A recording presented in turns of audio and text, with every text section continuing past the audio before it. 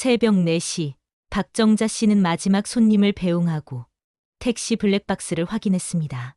오늘도 무사히 끝났네. 음성 메모 녹음 시작. 3월 15일 새벽 근무 종료. 총 운행거리 280km. 무사고 무위반. 66세의 정자 씨는 40년간 무사고를 자랑하는 시니어 택시 기사입니다. 남편을 2018년 잃은 후 혼자서도 꿋꿋하게 살아왔죠. 그날은 특별한 날이었습니다. 시청에서 모범 택시 기사 표창을 받는 날이었거든요.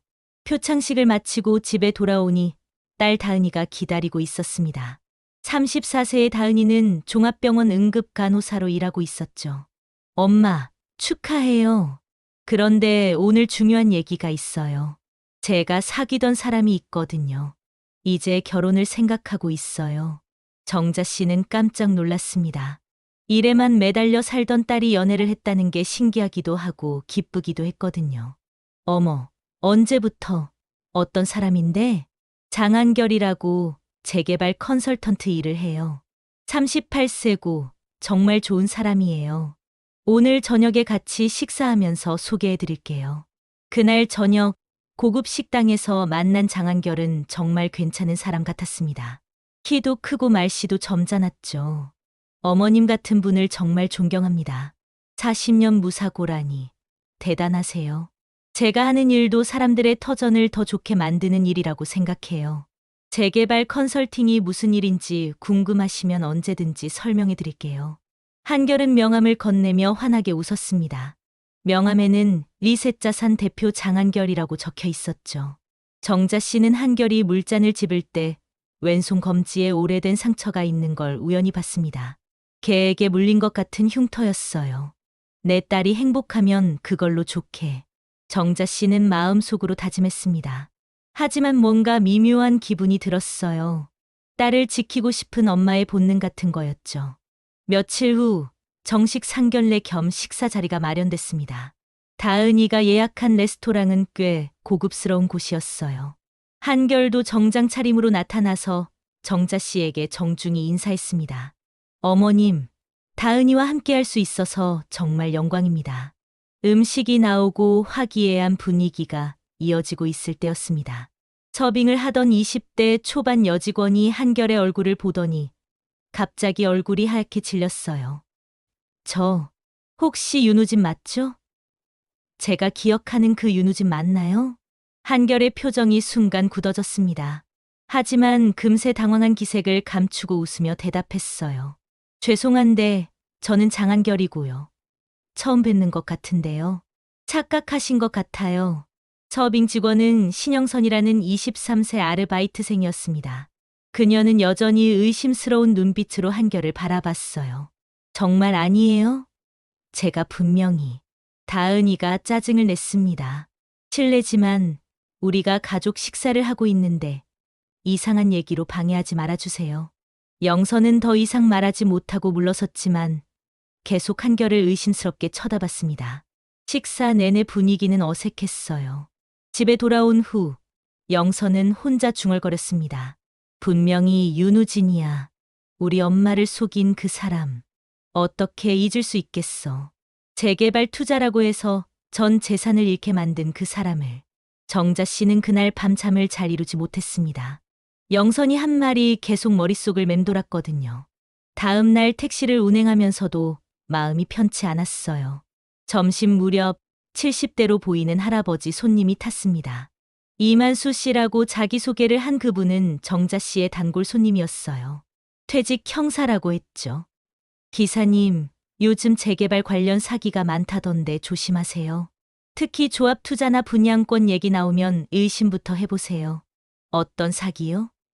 가명을 여러 개 쓰면서 이 동네 저 동네 다니면서 똑같은 수법으로 사람들 돈을 빼먹는 거죠. 한 사람이 여러 이름으로 활동하니까 피해자들이 서로 연결이 안 되는 거예요.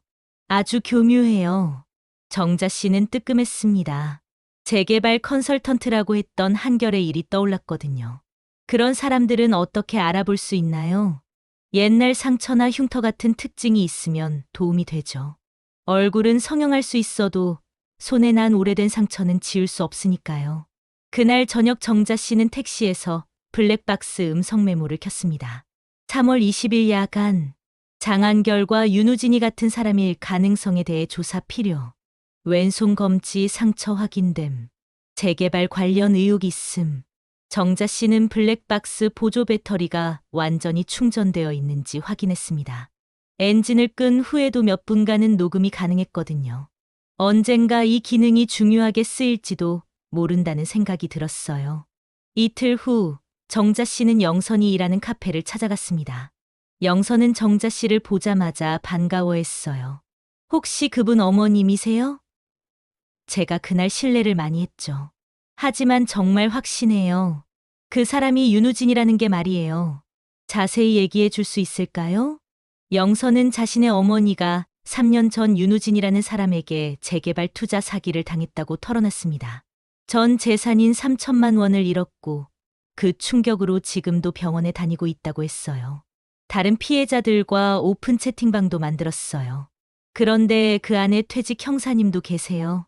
도와주시겠다고 하시더라고요. 영선이 보여준 채팅방에는 정자 씨가 아는 이만수 씨도 있었습니다. 이만수 씨는 사연을 듣고 나서 제안을 했어요. 함정 수사를 해봅시다. 정식 수사기관이 아니니까 불법은 안 되지만 상대방이 자발적으로 하는 말을 녹음하는 건 가능해요. 택시조합 공제금을 투자하고 싶다고 접근해보세요. 계획이 세워졌습니다. 정자 씨가 큰 돈을 투자할 의향이 있다고 접근하고 그 과정에서 한결의 정체를 확인하는 거였어요. 표시를 해둔 현금 봉투와 가짜 수표도 준비했습니다. 다은이한테는 어떻게 말하죠? 정자 씨가 걱정했습니다. 일단 확실한 증거를 잡고 나서요. 지금 말하면 오히려 경계심만 불러일으킬 수 있어요. 며칠 후 정자 씨는 다은이에게 한결의 반지 사이즈를 알아보자는 핑계를 댔습니다. 결혼 예물을 준비하려면 미리 알아둬야 한다면서요. 엄마가 직접. 고마워요. 그럼 제가 한결 오빠 사무실로 안내할게요.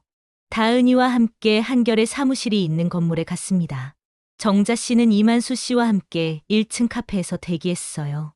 다은이 혼자 올라가서 한결을 만나는 동안 정자 씨는 핸드폰으로 연락을 주고받았습니다. 다은이가 한결과 잠시 외출한 사이 정자 씨는 이만수 씨의 지시에 따라 사무실 대기실을 둘러봤습니다. 천장 근처 선반 위에 숨겨진 작은 박스를 발견했어요. 손 떨려서 제대로 촬영이 안 되네. 박스 안에는 여러 가지 서류들이 들어 있었습니다. 장한결, 윤우진, 김성우 등 다양한 이름으로 된 계약서 사본들이었어요. 모든 서류에는 왼손 검지 지문이 번진 흔적이 있었습니다. 정자 씨는 손을 떨면서도 휴대폰으로 서류들을 촬영했습니다. 첫 번째 촬영이 흔들려서 다시 찍고 또 다시 찍어서 총 3번 만에 선명한 사진을 얻을 수 있었어요. 이제 확실해졌어. 정자 씨는 서류를 원래 자리에 두고 조용히 카페로 돌아왔습니다. 곧이어 다은이와 한결이 돌아왔고 아무 일 없었던 것처럼 인사를 나눴어요. 일주일 후 호텔 라운지에서 중요한 만남이 성사됐습니다. 정자 씨가 택시조합 공제금을 투자하고 싶다고 연락했고 한결이 흔쾌히 만남에 응했던 거예요. 어머님께서 투자에 관심이 있으시다니 반갑습니다. 다은이 어머님이시니까 더욱 좋은 조건으로 안내해 드릴게요. 정자 씨는 옷깃에 작은 카메라를 숨기고 휴대용 블랙박스도 가방에 넣어뒀습니다. 모든 대화가 녹음되고 있었어요. 요즘 재개발 투자가 좋다고 하던데 정말 안전한가요? 물론입니다. 원금 보장은 기본이고 문제가 생기면 언제든 환급받을 수 있어요. 제가 예전에 했던 프로젝트들만 봐도 수익률이 대단했거든요. 한결은 자신의 과거 경험을 자랑스럽게 얘기했습니다. 마치 무용담을 말하는 것처럼요. 물론 예전에 제가 굴린 모델은 시스템이 미숙한 부분이 있었죠. 지금은 훨씬 안전하고 수익성도 높아졌어요. 정자 씨는 대화 막판에 딸 이야기를 꺼냈습니다. 다은이도 같이 투자할 수 있을까요? 간호사 월급으로는 부족하지만 한결의 눈빛이 달라졌습니다. 탐욕스러운 표정을 드러내며 구체적인 수익률과 납입 일정을 설명하기 시작했어요. 다은이까지 포함해서 총 5천만 원 정도 생각하고 계시면 연 18% 수익률로 2년 만기 상품을 추천드려요. 매월 정기 수익금도 지급되고요. 이 모든 대화가 정자 씨의 녹음기에 고스란히 담겼습니다. 블랙박스 보조 전원 덕분에 음성도 선명하게 녹음됐고 영선의 폭로도 이제 퍼즐의 한 조각으로 맞춰지고 있었어요. 다음 날 이만수 씨의 신호에 따라 수사팀이 호텔에 나타났습니다. 유사수신과 사기 혐의로 한결을 참고인 조사를 위해 동행 요청한 거였어요. 다은이는 갑작스러운 상황에 충격을 받았습니다. 정자 씨와 마주 앉아 눈물을 흘렸어요. 엄마, 도대체 무슨 일이에요? 정자 씨는 휴대폰에 저장된 서류 사진들과 음성 파일을 다은이에게 들려줬습니다. 한결이 다중 가명으로 활동한 증거들과 어제 녹음된 자백에 가까운 발언들이었어요. 이 사람이 너한테 한 말들이 진짜 사랑일까? 아니면 너를 통해서 우리 가족 재산을 노린 걸까? 그때 정자 씨의 시누이 박기욱이 나타났습니다. 정자야, 사위 잡았다고. 이게 뭐야? 좋은 남자 만나서 결혼할 수 있는 마지막 기회일 텐데. 하지만 한결의 다중 가명 정체가 들통나자 기욱의 태도도 180도 바뀌었어요. 뒤로 물러서면서 말을 잇지 못했죠. 다은이는 결국 엄마 품에 안겨 울었습니다. 엄마 말을 믿었어야 했어요. 미안해요, 엄마. 정자 씨는 딸을 다독이며 말했습니다. 사랑은 보호받아야 하는 거야. 이용당하면 안 되는 거고. 엄마가 널 지켜줄게. 한 달 후 장한결 일명 윤우진은 사기와 유사수신업법 위반으로 구속 기소되었습니다. 그의 피해자는 전국적으로 200명이 넘는 것으로 조사됐어요. 정자 씨는 택시조합과 지역복지관이 함께 운영하는 시니어 소비자 피해 상담 자원봉사를 시작했습니다. 자신의 경험을 바탕으로 다른 어르신들이 사기를 당하지 않도록 도우는 일이었어요. 제가 40년간 택시를 몰면서 배운 게 있어요. 사람을 보는 눈과 위험을 감지하는 촉이죠. 여러분도 가족이 이상한 투자 얘기를 가져오면 한 번 더 의심해 보세요. 다은이는 응급간호사 일을 계속하면서 야간대학원에서 응급 트라우마 상담 과정을 수강하기 시작했습니다. 자신의 상처를 치유하면서 다른 사람들도 도울 수 있는 일을 배우고 싶었거든요. 엄마 덕분에 진짜 중요한 걸 깨달았어요. 누군가를 믿는다는 건 그 사람을 의심 없이 받아들이는 게 아니라 그 사람의 진실을 확인하고 나서 믿는 거라는 걸요. 정자 씨의 블랙박스와 음성 메모 습관이 결정적인 증거가 됐고 한결의 왼손 검지 흉터는 그의 정체를 확인하는 핵심 단서가 됐어요. 신영선의 용기 있는 폭로도 사건 해결의 출발점이었죠. 가장 중요한 건 정자 씨가 40년간 지켜온 원칙과 직업 윤리였습니다. 내 손님은 내 가족이라는 마음으로 택시를 몰았듯이 내 딸은 내가 지킨다는 마음으로 끝까지 진실을 추구한 거였어요. 그해 가을 정자 씨는 다시 한번 모범 택시 기사 표창을 받았습니다. 이번에는 소비자 보호에 기여한 공로까지 인정받았죠. 시상식에서 정자 씨는 이렇게 말했습니다. 택시 기사의 가장 큰 자부심은 승객을 안전하게 목적지에 데려다 주는 겁니다. 엄마의 가장 큰 자부심은 자식을 안전하게 지켜주는 거고요. 앞으로도 두 가지 모두 최선을 다하겠습니다.